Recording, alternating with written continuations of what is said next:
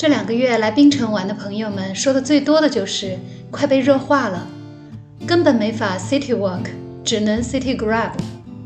槟城一直这么热吗？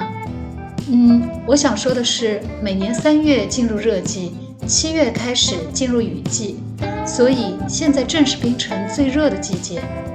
不过今年确实是比往年要更热一些。那么你被这样热情的槟城吓退了吗？记得6年前我们正式国际搬家之前，还先去吉隆坡住了近1个月，实地考察了一次，主要目的是确定孩子们的学校，选定合适的屋子，体验交通，逛超市，去巴萨，看看生活是否便利，能否适应。不过当时其实心里最担心的反而是气候，会不会太热，会不会有很多蚊子，毕竟这不是旅游，而是长期的居住，如果不能落地生根，会生活得很别扭。记得出发前还纠结着大马虽说全年夏天，是不是还是会有些许季节的差异，有需要换季的衣物。住了这么些年，答案已经很明确了，如果不是去云顶或是金马仑玩，那么夏天的衣服足矣，没有换季烦恼。再回到当时，关于大马的实地信息远远没有现在丰富，我们人在国内，也就只能利用有限的网络信息资源，选定了属于安邦路使馆区的 CFO 国际学校。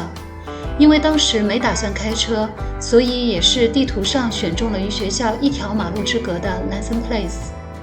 为了考察方便，我们又选择住在了同一社区的 Damai 88， 步行也就500米的距离。不过那次给我们留下的印象是，其他都挺好，就是吉隆坡真的是太热了。而那时候还只是11月，照理说不至于呀。之后我们搞明白了，关键在于树。这2个小区隔了一条主干道吉朗安邦，我们那时候住在Damai 88，它所属的吉朗安邦这一侧基本没有大树，因此不论是出门等 Grab 或是走去公交车站，一般都很少有遮阴，直接面对太阳的炙烤，就会感觉特别热。而 Lanson Place 所在的其实是吉朗安邦的另一侧，更确切的来说是大路转进去的一条支路。因为是小路，又种有成荫的绿树，同样距离的出行就会感觉好很多，体感温度至少下降了5度。所以说，在热带国家挑选居住小区，朝向和周边的绿化真的得好好考虑。它其实不仅仅是美观，而是直接和你的生活舒适度相关。除了绿化，住在公寓的高层也会让你感觉更凉快，特别在雨季的槟城，当你门窗打开，前后窜风，真的是很舒服。即便是现在的热季，高层也更容易感受到海风。前2天做午饭的时候，突然感觉天色暗了下来，去阳台一看，果然乌云低沉，海水的颜色也变深了。然后就看到厨房间和玄关的窗帘飘起来，楼道里邻居家没关好的鸭的门被风吹得砰砰作响，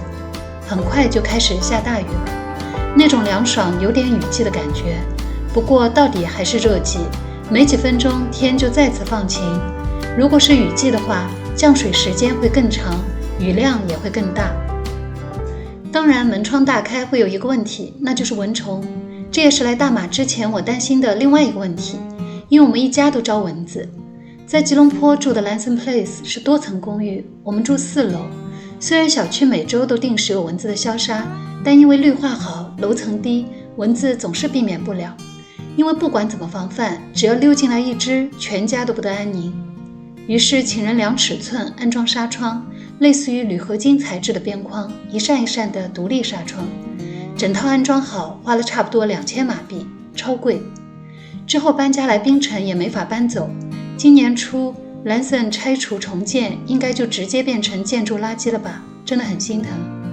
不过作为防蚊利器，纱窗还是非常有效的，所以来槟城后我们还是安装了，不过这次选择了简易版。目前家里装了2种纱窗，这是在街边5金店买的，类似于塑料材质的镂空纱网，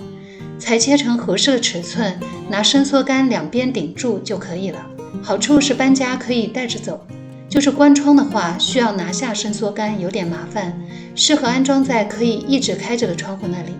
这是网上买的，用魔术贴粘在窗框上的一层纱窗，这个开窗就很方便，清洗也更方便，就是属于一次性的，贴上去就没法移动了。不过不管哪一种，价格都很实惠，比我们在吉隆坡装的那种好太多。如果住在低楼层的，建议阳台再装上一个纱门，那么不仅防蚊，而且能享受自然风的流动，真的很舒服。有了纱窗，再配上一把电蚊拍以备不时之需，家里基本就安全了。唯一的问题就是孩子在学校可能会被蚊子咬，因为大马学校的绿化也都很好，特别容易藏蚊子。所以后来我们也学乖了，每天晚上孩子们的爸爸会提前把第二天要穿的校服拿防蚊液喷好，然后装在保鲜袋内闷上1个晚上。那么第二天穿上的校服能在比较长的时间里一直有防蚊液的味道。如此一顿操作之后，姐妹俩在学校也基本上安全了，蚊子的问题就这样基本上解决了。气候和蚊虫的问题是我来大马之前就有心理准备的，所以可以算是有备而来。而另外一个差点吓退我的是这边的蚂蚁。其实最初来家里的小动物不是蚂蚁，而是壁虎。猝不及防看到它也是很害怕，总是想着把它赶出去。后来发现越是赶它，它越是到处乱窜，你索性选择忽视它，它总会消失。所以慢慢的学会了让自己习惯性忽视小壁虎。但是小蚂蚁没法忽视，因为它一旦出现了就会越来越多。第一次发现小蚂蚁是在吉隆坡的家里，当时也是让我颇为震惊。一开始是在灶台上看到了几个，觉得很奇怪，就去找源头。当打开储物抽屉，简直要肉麻到崩溃。抽屉里一个装冰糖的袋子，因为没有密封，小蚂蚁都循着气味拖家带口的来了。那个冰糖的袋子里全是黑黑的小蚂蚁，马上封好塑料袋，把蚂蚁连着冰糖一锅端全部丢掉才算安心。之后慢慢摸索出了，原来大马的小蚂蚁对甜味特别喜欢，所以家里的糖罐子是专门的密封罐保存，和盐罐子什么的区别对待。而且不仅仅是糖，所有带甜味的东西使用完之后都需要彻底清洁，比如说黑醋。然后小蚂蚁基本就不太来找我了。搬来槟城，我也遵循这个规则，一直也都相安无事。不过就在1个月前，小蚂蚁又来了。那天我突然发现小蚂蚁顺着厨房窗台一个个排队进来，然后不做停留的往同一个方向排队前进，真是又好奇又心烦。最后发现他们的目标竟然是姐妹俩之前感冒喝剩下来的咳嗽药水。原来甜甜的糖浆因为很稠，所以瓶口会有残留，只能把开封的药水全部清理一遍后丢掉。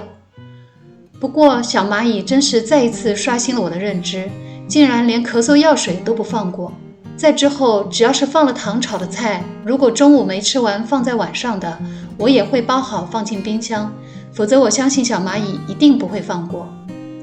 而很多好吃的热带水果，比如说山竹、红毛丹，你会发现上面也会爬着不少蚂蚁，怎么办？当地朋友告诉我们，把水果置于容器内，放水浸泡一会儿后，蚂蚁都会浮在水面上，然后就比较好处理了。不过如果阳台上出现了小蚂蚁的话，水冲就不是特别奏效。